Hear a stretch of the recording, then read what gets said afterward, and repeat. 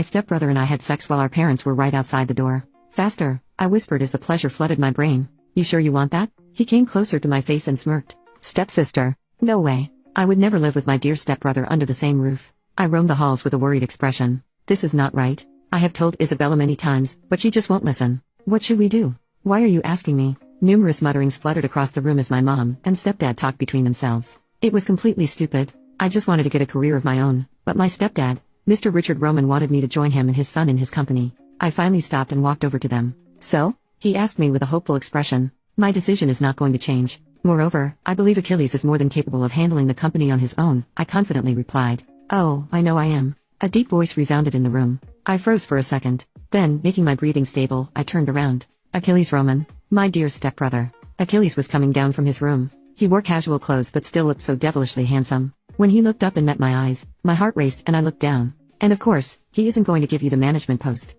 Right, Dad? I looked at Mr. Roman, who had a troubled face. Well, about that. So, it is not about my skills. He cut him in between and I looked back at him. It is about yours. What? He smirked. Why don't you tell her about that, Dad? It felt as if everyone knew what was happening other than me. They were clearly making me feel embarrassed, but why? I had always been the daughter they had wanted me to be. I looked back at Achilles, but his smirk was enough to shut me up. I took a deep breath as I processed my options. I see what this was about. I turned to Mr. Roman with a bold face. And I will prove to you and everyone who doubts me. I will leave this house to make my career and come back successful. I was about to turn around and go to my room when Achilles suddenly blocked my way. I furrowed and looked at him, trying to quiet my racing heartbeat. What? And what if you don't? I will do anything, I replied sharply. A satisfying smirk appeared on his lips yet again, and I scoffed. I went back to my room to pack things up. Of course, what was I expecting? Achilles was a good person, but the worst stepbrother anyone could ask for. He was so devilishly handsome and his features were perfect. And having him as my stepbrother? Not good. Things were worse because now that we were siblings, there was a competition. A competition I couldn't and didn't want to win. And he, well, I don't think he actually cared or even thought about me at all, while I was thinking about him all the time. So, I could only suffer in silence with my feelings alone. There was really nothing that could be done if you like your own brother, right? After packing up all of my stuff, I went downstairs. Everyone was back in their rooms, so I just had to up and leave with the guards being the last ones to see me here. I know.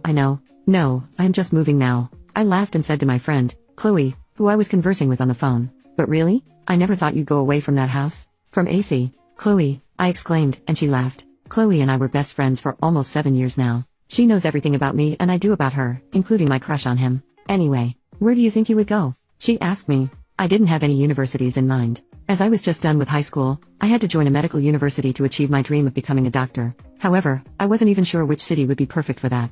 I don't know. Do you have any universities in mind? I asked while looking outside the window of the cab I was in. I have a lot of them, but their acceptance rate is less. You should apply to a few, even if I know you're talented. I will send you a list after I research them. I smiled, even though she couldn't see me. Thank you, babe.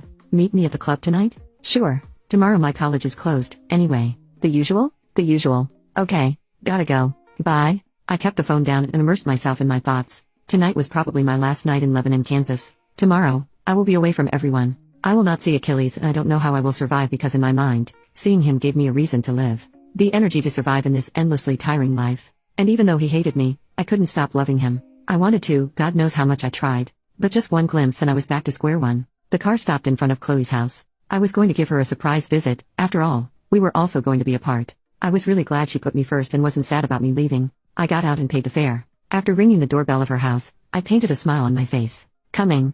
I heard her voice and waited. The door opened, and she was shocked, not happy, when she saw me. Hey, I exclaimed, and she curved her lips into a fake smile. Hey Isa, what's wrong? I asked and tried to peep inside the house from the half door that she had opened. And nothing.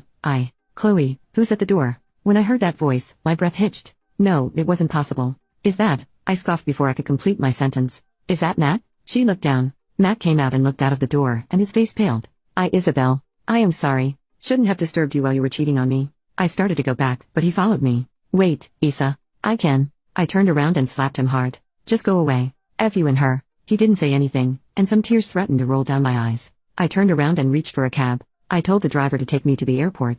Tears covered my face within a few succeeding seconds. Why? It had been just 1 month since I started dating him. We met in a cafe while I was out with Chloe, and at first sight, I had thought to give him a real chance. I thought it would help me forget Achilles. This was one and the only way I hadn't tried yet, which could possibly help.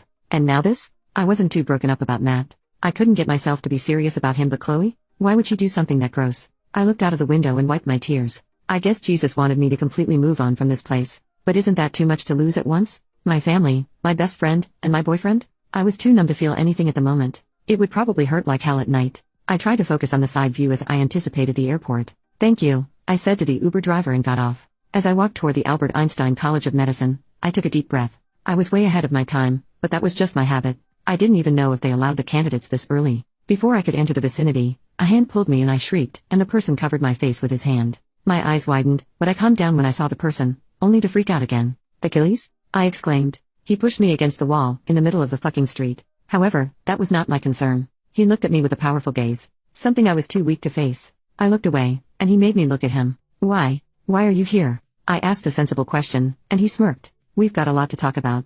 He came even near my face and I closed my eyes. Stepsister.